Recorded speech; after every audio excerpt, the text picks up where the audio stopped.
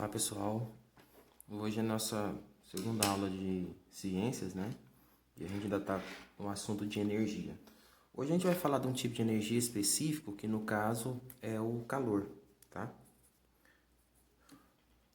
E o nosso assunto vai ser calor e temperatura, né? Muitas vezes a gente ouve a palavra calor e a palavra temperatura e todas as duas geralmente está simbolizando a mesma coisa. No entanto, na física, né, todas as duas, a gente pode dizer que as duas andam juntas, têm relação, relacionam-se entre si. No entanto, elas têm conceitos diferentes. O calor, ele é um tipo de energia, no caso, energia térmica, né, ou energia calorífica, tá? Já a temperatura não, a temperatura, ela é um estado de agitação das moléculas de um corpo. Então, apesar de calor e temperatura serem estudados dentro do mesmo conteúdo, né, da mesma parte da física, que é a termologia, os dois têm conceitos diferentes, né? Então, vamos lá. Primeiro delas seria o calor. Então, assim como que eu já tinha citado, o calor é um tipo de energia. Nesse caso, eu vou chamar ele de energia térmica ou energia calorífica, da maneira que preferir, tá? Então, o calor, ele é uma forma de energia, é apenas um tipo de energia, tá? O calor, ele é medido, lá no SI, ele é medido em joule, tá? O joule é representado pela letra J aqui, e a sua escrita por extenso é joule, tá? Você escreve assim, só porque no momento da pronúncia, no lugar do O, você pronuncia um A, tá? Então se escreve joule, mas a pronúncia correta é joule. Uma outra unidade de energia muito conhecida também, de energia térmica, o calor, é a caloria, certo? Que é simbolizada pelas letras cal. Tudo em minúsculo dessa maneira, tá? Então, só lembrando, calor é um tipo de energia. Nesse caso, ele é energia térmica que um corpo tem. Essa energia no SI ela é medida em joule ou ela é medida em caloria. E tem uma conversão de um para o outro aqui, tá? Segunda coisa seria a temperatura. Então, assim que eu comentei, os dois têm relação, só porque, no entanto, a temperatura ela é um estado de agitação.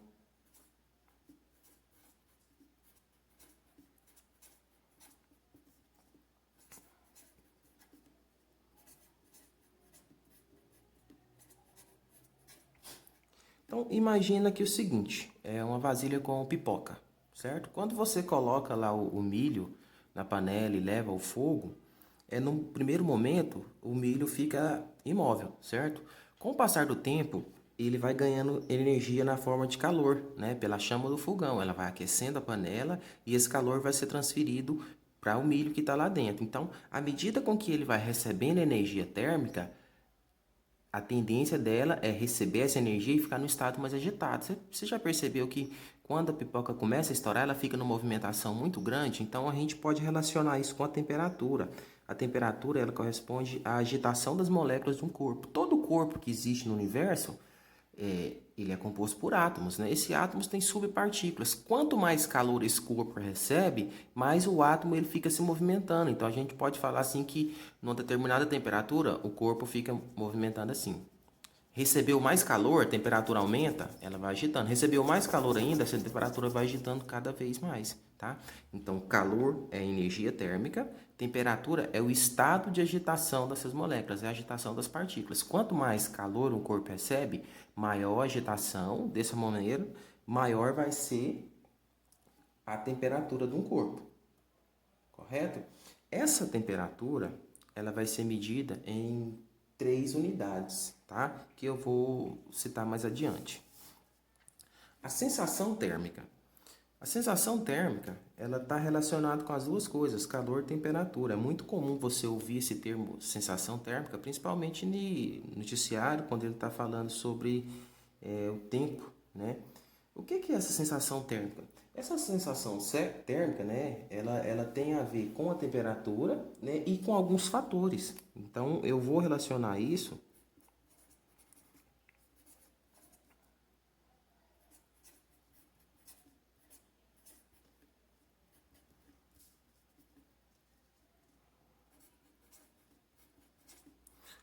Quais seriam esses fatores aqui? Então, eu vou citar dois.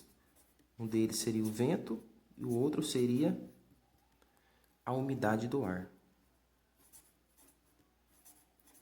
Por quê? Às vezes acontece o seguinte, né? Nossa, o tempo hoje, lá no jornal, falou que o tempo hoje vai fazer 40 graus. Não, aí você para e pensa, não está fazendo 40 graus. O calor que a gente está recebendo hoje está equivalente a 50 graus. Não é essa a questão. É que se eu fosse medir realmente a temperatura naquele determinado momento, ela estaria 40 graus. No entanto, alguns fatores influenciam isso aí. Eu citei dois aqui, o vento e a umidade. Por que o vento? Se o tempo estiver quente, o vento ele transporta esse calor. Então você tem a sensação que está mais calor, né? Que o tempo está mais quente do que realmente ele está. Olha um exemplo, você andando de moto, né? Quando você anda a pé, o vento chega em você de uma maneira. Quando você anda de moto, eu citei a moto porque ela é aberta, você sente mais presença do vento, então ele chega mais calor carregado pelo ar. Então você tem essa sensação que a temperatura do ambiente está maior do que ela realmente está. E a mesma coisa acontece quando está frio, né? Então às vezes está uma temperatura de 10 graus, mas a sensação é de 5. Por quê? Porque o fato do vento estar ali indo de encontro a você, então ele está trazendo mais moléculas com perca de calor, ou seja, com a temperatura baixa. Então você tem a sensação de que está mais frio do que realmente está. Da mesma maneira que a umidade, né? Se o tempo estiver frio, quanto maior a umidade do ar, parece que mais você tem essa sensação que a temperatura está diferente, né? Que ela está menor um pouco. O outro ponto que a gente vai tocar aqui seria a medida de temperatura, né? O que seria essa medida de temperatura? Se eu vou numa farmácia e eu subo na balança, a balança vai me dar um valor lá, mas esse valor vai ser em quilogramas. Então, o quilograma ela é uma unidade de medida.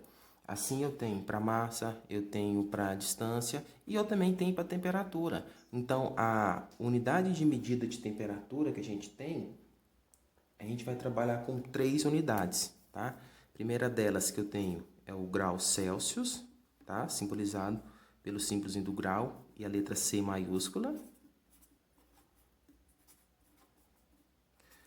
Segunda delas que eu tenho seria o grau Fahrenheit, tá? Simbolizado pela letra F, né, com o grau aqui.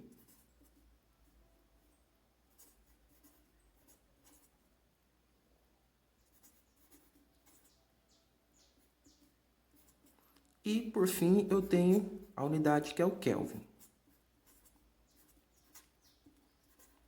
Tá? Lá no início eu tinha citado o termo de SI. O SI significa Sistema Internacional de Unidade. O SI é como se ele padronizasse, se ele tabelasse como que a gente vai medir as grandezas em todo o planeta, certo?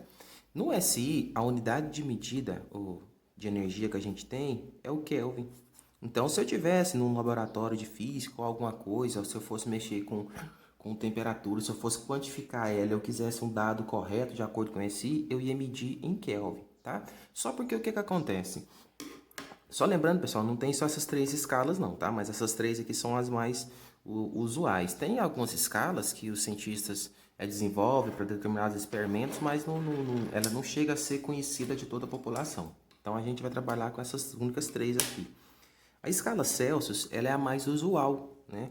Aqui no Brasil, a gente usa a escala Celsius, tá? Às vezes você já pode ter ouvido também no noticiário, né? Quando fala de previsão do tempo, graus centígrados.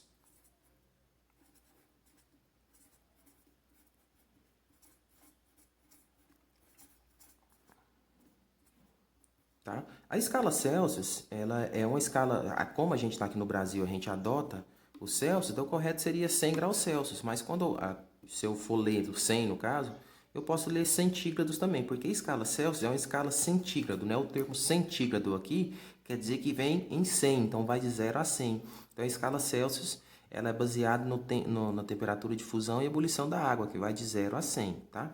Aqui no Brasil, a gente usa essa escala Celsius, tá? Se você for em país da América do Norte, você vai ver que lá eles usam essa temperatura.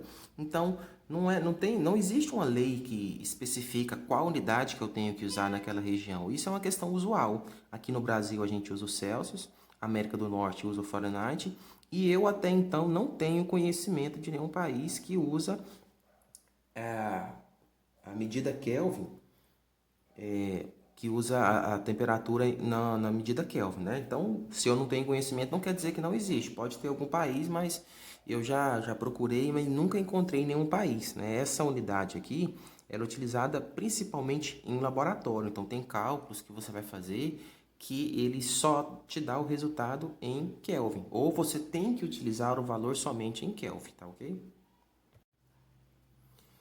O conteúdo de ciências, pessoal, ele engloba várias outras disciplinas, né? É, as principais que a gente tem seriam a biologia, a física e a química, mas ele também tem outras áreas, tá? Esse assunto que a gente está estudando, ele é visto basicamente na física, né? Por que que eu estou comentando isso? Porque a física é dividida em ramos, e um dos ramos da física se chama termologia, né? A termologia, ela é dividida em duas, né? Eu tenho uma parte que é a calorimetria e a outra que é a termometria. E aqui a gente vai ver a calorimetria. O que que estuda a calorimetria? A calorimetria, ela estuda o calor, né? As suas unidades, que a gente já tinha tratado, e os meios de propagação do calor.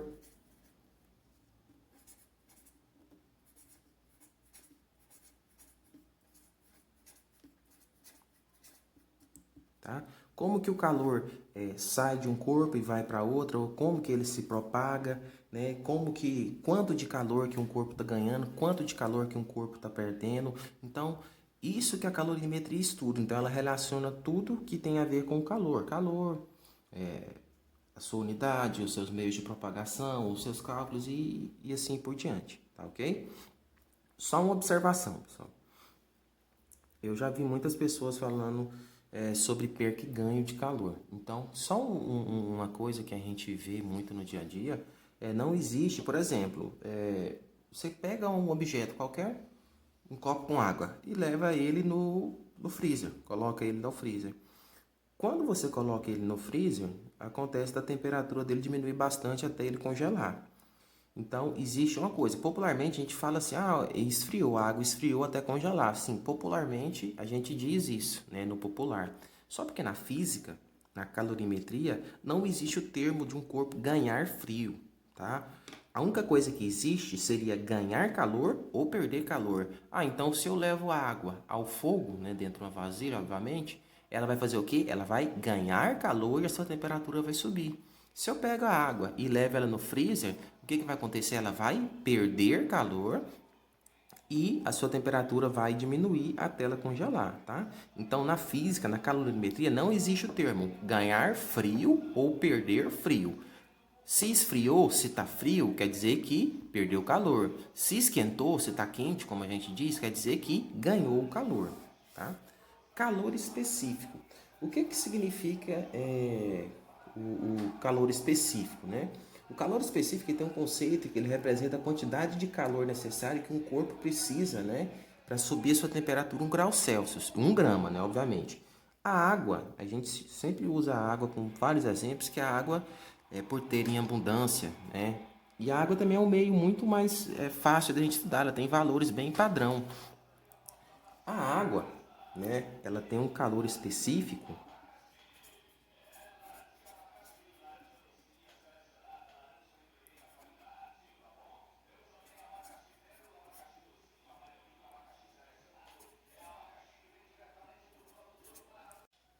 Então, a gente falando aqui da água, né?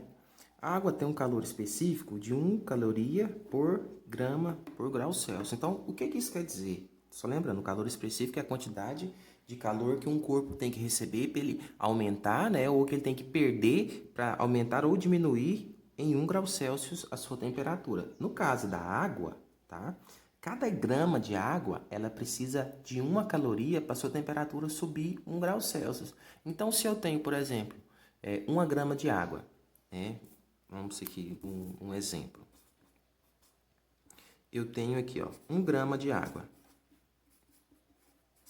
E essa água está numa temperatura de 10 graus Celsius. E eu quero fazer com que essa grama de água ela chegue a uma temperatura de 20 graus Celsius, tá? Então, aqui eu só estou falando de 1 grama de água, tá? Se o calor específico da água é 1, então, ou seja, 1 caloria para aumentar 1 grau Celsius, 1 grama. Para mim aumentar 10 graus aqui, ó, então eu vou precisar de injetar aqui nesse sistema 20 calorias. Então, eu preciso injetar 20 calorias aqui de calor para fazer essa temperatura aqui. Desculpa, 20 não, 10, né? 20 vai ser a temperatura final, tá? Então, eu preciso de fazer o quê? Eu preciso de injetar 10 calorias nesse sistema aqui para a temperatura sair de 10 graus e vir para 20 graus. Mas esse aqui, ó, é 10 só porque a gente está trabalhando com 1 grama de água. Se fosse 10 gramas de água, por exemplo, seria então 10 calorias para cada grama. Então, se aqui eu estivesse trabalhando, se eu tivesse aqui, ó, 10 gramas de água e ela tivesse a 10 graus Celsius, eu quisesse que essa temperatura subisse, então seria 1 caloria por grama, por grau Celsius. Então, aqui, nesse caso, eu teria 100 graus Celsius, 100 calorias. Então, nesse caso, eu precisaria de 100 calorias para fazer essa temperatura subir, tá? Tem um exemplo muito fácil da gente ver no dia a dia, que é do deserto do Saara. Um outro exemplo seria o deserto do Saara. Como eu escrevi aqui, a água ela tem um calor específico de 1 caloria por grama por grau Celsius. Já a areia tem um calor específico bem menor. Ela tem um calor específico de 0,2 calorias, né, por grama por grau Celsius. Tá? O que isso quer dizer? Quer dizer que enquanto a água, cada grama, né? Cada grama de água precisa de receber 1 caloria para aumentar a temperatura 1 grau Celsius ou para perder, a areia precisa só de 0,2 calorias, ou seja, a areia precisa 5 vezes menos, ela precisa 5 vezes menos de calor para fazer essa temperatura subir ou para fazer essa temperatura descer, né? Então, se eu tivesse, por exemplo, um copo, um recipiente com 1 grama de água e outro recipiente com 1 grama de areia e o tempo aqui, por exemplo, o tempo está fazendo 20 graus Celsius e aí do nada a temperatura cai para 10 graus Celsius. Se você encostar na água, você vai ver que a água ainda está com a temperatura de 20 graus, isso após 20 minutos.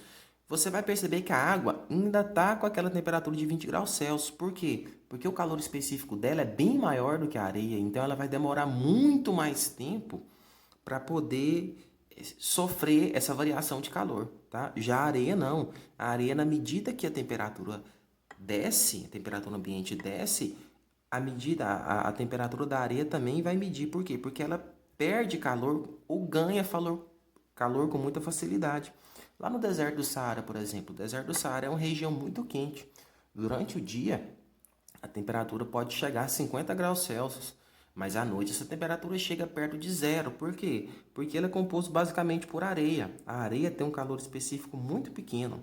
Então, se a temperatura do ambiente cai, ou seja, se a temperatura caiu é porque o corpo perdeu calor. A areia também vai perder calor com muita facilidade, tá? Então, quanto menor o calor específico de um corpo, maior vai ser a chance desse corpo perder ou ganhar calor, tá?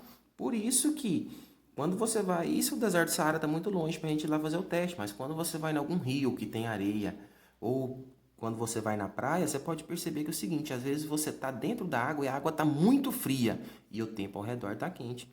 Quando você pisa na areia, a areia está muito quente. Então, justamente por isso, o calor específico da areia é pequeno, é baixo, então isso faz com que ela sofra variação de temperatura com muita facilidade, ou seja, ela vai perder ou ela vai ganhar calor com muita facilidade.